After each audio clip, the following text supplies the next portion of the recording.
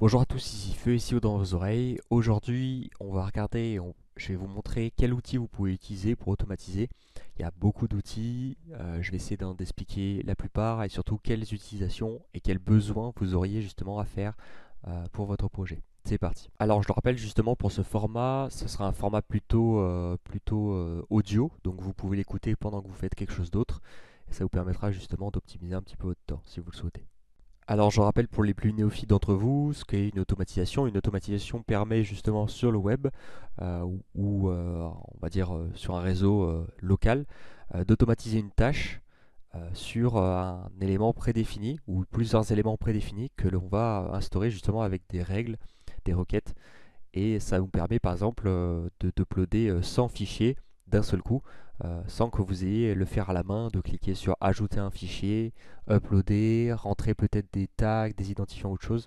Donc voilà, c'est un exemple tout bête, mais en fait ce genre d'automatisation peut vous faire gagner des heures et des heures en fait.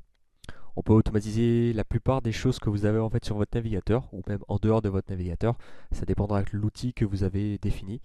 On peut planifier quelque chose, exécuter des choses répétitives, même faire des choses avec de l'IA, c'est un peu l'avantage, et puis réduire justement ce temps d'exécution. Et donc l'objectif c'est justement qu'un bot, votre outil, le fasse à votre place, et comme ça vous pourrez faire autre chose en même temps, ou même ne rien faire pour gagner un maximum de temps. Alors pourquoi automatiser? Hop, double petit rappel, plusieurs avantages. C'est peu coûteux, justement, avec tout ce qui est IA, tout ce qui est process, script et tout. Il y a pas, vous n'aurez pas, par exemple, de ressources humaines à gérer, donc ce qui peut être coûteux. Un salarié, ça coûte forcément de l'argent. Il faut le payer à la fin du mois, il a peut-être des problèmes et tout. Là, il sera disponible H24. Ça dépend après sur quelle plateforme vous allez mettre votre outil et si vous allez mettre justement gérer une petite maintenance. Il pourra utiliser des choses répétitives, peut traiter justement des grandes quantités et des grandes tâches de qualité selon ce que vous pouvez faire. Et vous aurez justement, si vous faites bien, si vous processisez bien le truc, pardon, dont vous pouvez avoir un feedback régulièrement. Si par exemple dans votre automatisation, vous mettez qu'il vous envoie un mail à chaque fois qu'il exécute une tâche, en fait, ça vous redonne un feedback en temps réel sur l'action qui a été faite. Et du coup, derrière, vous vérifiez bien que le travail a été terminé.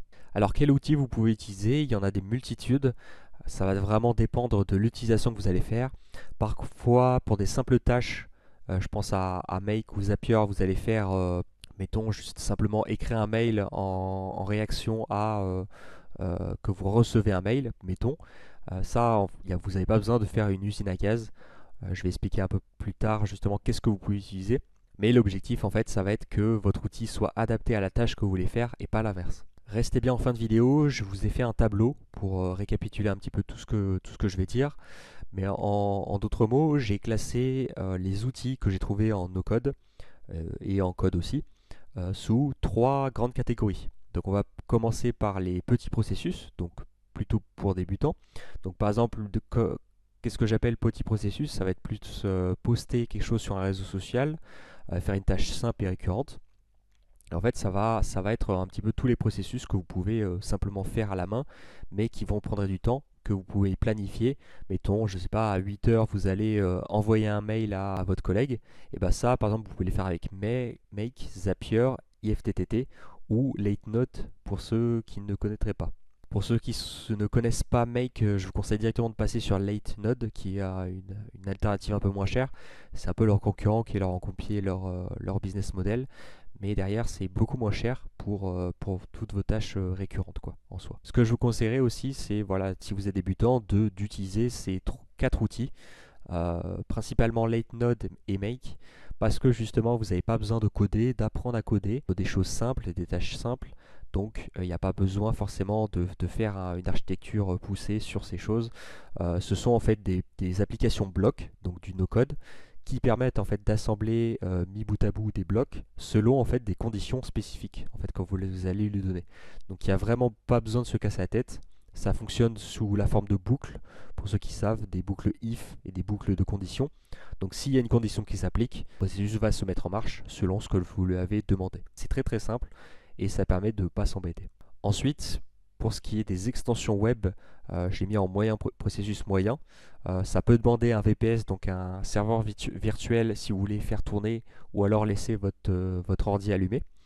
Ce que j'appelle les processus moyens, ça va être tout ce qui est de scrapping à moyen et grande ampleur. Alors bon, j'ai essayé de catégoriser au mieux, c'est pas forcément exhaustif, mais le but, voilà, ça va être de faire un énorme, enfin moyen processus, mettons, et derrière qui s'active automatiquement sous la forme justement d'une extension web, donc directement automatiser en fait une action que vous pourriez faire avec votre navigateur web. Donc j'en ai recensé deux principaux. Web Scrapper qui vous permet justement là pur et dur faire du scrapping de contenu. Donc ça va aller récupérer en fait des énormes bases de données que vous allez lui demander. Mettons que vous voulez récupérer un catalogue de votre concurrent ou directement un catalogue de votre fournisseur, bah, vous pouvez directement le faire et ça vous le donnera sur format CSV. Automa, c'est un peu la particularité, c'est qu'il peut permettre de faire tout en no-code, donc juste avec des simples blocs que vous additionnez. J'en ai fait une courte vidéo, donc si ça vous intéresse, n'hésitez pas à la regarder. De faire justement un script d'automatisation qui est super simple. Vous avez juste à connecter des bouts de code et selon l'échelle en fait du processus du projet que vous avez, vous pouvez faire passer en fait de petits processus à un moyen projet jusqu'à à faire une usine à gaz en fait si vous le faites tourner sur un VPS quoi. Donc c'est le plus malléable d'entre eux et c'est celui que je vous conseille. Même si vous ne connaissez pas forcément le code, il n'y a pas forcément besoin de savoir énormément de choses. WebScraper, je l'ai quand même mis dans les outils d'automatisation parce qu'il permet quand même une grande malléabilité sans devoir toucher le code, sachant que derrière ça va être du Python. Donc si vraiment vous voulez apprendre le code simple avec du Python, bah, en fait vous pourrez entièrement faire votre sous Python et après le rediriger en fait avec WebScraper. Donc c'est assez pratique, sachant que ça peut vous le donner sous différentes formes, sous la forme d'un JSON pour ceux qui connaissent et sous la forme d'un CSV, donc un tableau en fait avec un Google Sheet ou un Microsoft Excel. Pareil, petite mention justement sur les blocs d'API de Automa. Automa peut entièrement gérer sans interface les différents blocs que vous allez lui donner. Mettons que vous voulez vous connecter avec une API de ChatGPT, enfin de GPT plus particulièrement, d'OpenAI ou même d'OpenRouter que j'ai parlé dans les précédentes vidéos, et ben vous pouvez très clairement en fait faire un bloc qui va se connecter directement en fait avec l'API que vous allez lui demander. Donc c'est assez facile à faire. Vous avez juste à regarder un ou deux tutos sur internet et n'hésitez pas à me dire justement si vous souhaitez un tutoriel. Je peux faire ça assez facilement. On arrive à la troisième partie, du coup, la plus grosse, ce que j'ai appelé l'usine à gaz ou les larges projets. Là, ça sera vraiment pour des experts en automatisation. Alors, vous pouvez quand même les utiliser, mais il va falloir vous accrocher parce que derrière, il va falloir peut-être vérifier en fait si vous avez des bases en code. Parce que là, en tant que scrapping, en tant que base de données à chercher, il va vous falloir quelques connaissances en fait qui ne sont pas à la portée de tout le monde. Néanmoins, ça reste quand même disponible. C'est du no-code pour la plupart des fonctionnalités que vous allez retrouver. Donc là, on va retrouver Zenoposter.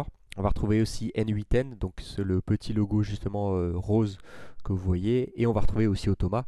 Automa justement qui permet de faire des moyens, des gros projets. Pardon. La plupart de ces outils peuvent s'auto-héberger, donc directement avec une machine, un VPS, un Virtual Private Server, je le rappelle, directement, moi ce que je vous conseille c'est sur Contabo, avec un Windows ou avec un Ubuntu, un Linux. Mais vous pouvez aussi, l'un des seuls outils qui permet de le faire, c'est d'aller directement sur un N8N et d'avoir un abonnement. Et dans ce cas-là, ce n'est pas vous qui hébergez votre N8N, c'est directement la plateforme N8N. Donc ça peut être différents aspects à regarder selon les spécificités de votre marché et selon ce que vous souhaitez faire sur votre projet large, on va dire. Alors qu'est-ce que ces outils justement font en tant qu'usine à gaz? Alors comme je l'ai montré, comme je l'ai expliqué, ils peuvent créer en fait un système entier. Donc mettons que vous vouliez faire un script pour la création de votre site WordPress, un script pardon, qui les publie sur les plateformes de netlinking et un autre qui vous crée des backlinks. Et bien en fait, ces trois processus peuvent se compiler entre parenthèses dans un seul script ou alors dans trois différents qui vont s'activer en fait à différentes étapes de la journée dont vous aurez planifié la chose. Pareil pour la création de processus. Mettons que vous vouliez faire des maintenances, envoyer des mails de manière beaucoup plus poussée, faire du bulking, ce qu'on appelle, donc envoyer en masse ou faire une tâche en masse, et bien là vous pourrez beaucoup plus le faire. Et pareil, vous aurez du coup un feedback à part entière qui vous permettra justement de planifier au mieux ces processus. Même si ces outils justement sont des usines à gaz, ça n'empêche pas moins que ça reste du code, donc des blocs à assembler entre eux avec des conditions justement d'activation. Donc ça reste assez simple malgré tout. Comme je l'ai spécifié précédemment, il faudra quand même avoir quelques bases en web et quelques bases justement sur vos différents projets, que ce soit sur des API ou sur autre chose. On arrive du coup au récapitulatif que je vous ai fait de tableau. Donc ce tableau bien sûr n'est pas exhaustif, il y en a beaucoup plus. J'ai regroupé on va dire les plus principaux outils que vous pourriez avoir du coup sur le web. D'ailleurs c'est à peu près les principaux et les meilleurs je trouve. Donc vous pouvez retrouver Make du coup qui est assez facile et assez simple à mettre en place. Donc sachant que il y a très peu de maintenance dessus vu que c'est directement sur leur site web. Zapier, exactement pareil que Make, qui reste pour des petits projets et qui reste avec pas forcément très malléable. En termes de facilité, c'est des blocs déjà préconçus, donc vous ne pourrez pas faire grand chose. IFTTT, ça c'est pour un peu plus de l'API, un peu plus des scripts déjà prédéfinis. Là, ça commence à devenir un peu plus compliqué pour les débutants. Donc, restez justement si vous êtes confirmé ou expert. Automa c'est un peu pour tout le monde. Ça dépend en fait directement ce que vous voulez souhaiter faire, ce que vous voulez faire. Par contre, c'est bien sûr à héberger du coup sur un VPS ou directement sur votre Windows ou votre Mac. Ça dépendra quelle tâche vous voulez faire, si vous voulez les faire H24. WebScraper directement extension web. Exactement pareil que Automa, mais beaucoup plus limité, qui s'arrête justement au scrapping de contenu sur Internet. Late Note qui est l'alternative du coup de Make, beaucoup moins cher et beaucoup plus flexible on va dire en termes de prix. Zenoposter, c'est vrai qu'on n'a pas trop parlé, mais qui reste une pépite pour moi, qui est installé justement sur un Windows, ou je crois qu'on peut l'installer sur Linux, à vérifier, mais qui permet justement comme Automa d'avoir cette flexibilité justement de script, d'avoir plusieurs scripts qui s'activent automatiquement, sans avoir besoin d'un navigateur précis. Et N8N à peu près pareil, donc soit vous l'hébergez, soit vous l'hébergez du coup sur la plateforme N8N, mais dans ce cas-là, ça demande un coût supplémentaire et c'est beaucoup plus, je vous le réserve justement pour les experts qui sont plus dans l'automatisation, vraiment comme une usine à gaz quoi. On arrive à la fin de cette vidéo, mais je vous ai gardé un bonus. N'hésitez pas à mettre un j'aime, à commenter justement sur quel est l'outil que vous utilisez le plus et à vous abonner bien sûr.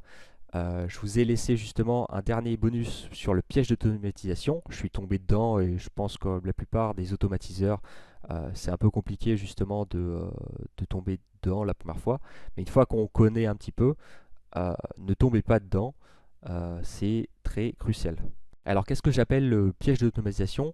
Le piège de l'automatisation en fait c'est qu'une fois que vous avez cet outil en fait idéal que vous possédez, mettons on va prendre l'exemple d'Automa, et ben en fait vous allez vouloir automatiser en fait toute votre vie. Je vais automatiser ma cafetière, je vais automatiser le fait de poster sur internet, je vais automatiser tout.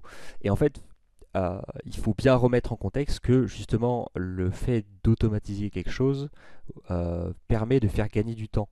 Le problème c'est que si vous créez en fait uniquement des automatisations, vous arrivez du coup dans le piège de l'automatisation qui est de créer des automatisations qui soit ne servent à rien, soit vous faire perdre plus de temps en fait à la créer plutôt qu'à du coup la gagner du temps en fait. Donc c'est un peu le piège.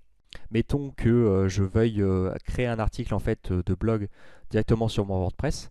Si je le fais qu'une fois, je vais peut-être mettre 3 heures à créer un script sur un logiciel no-code pour faire cet article. Mais en fait, j'aurais perdu 3 heures alors qu'en 30 minutes, je peux créer cet article de WordPress si j'en ai qu'un seul à créer. Donc voilà, ce piège d'automation, ne tombez pas dedans. C'est vraiment important de vous poser la question sur quelle est vraiment l'automatisation que vous allez faire.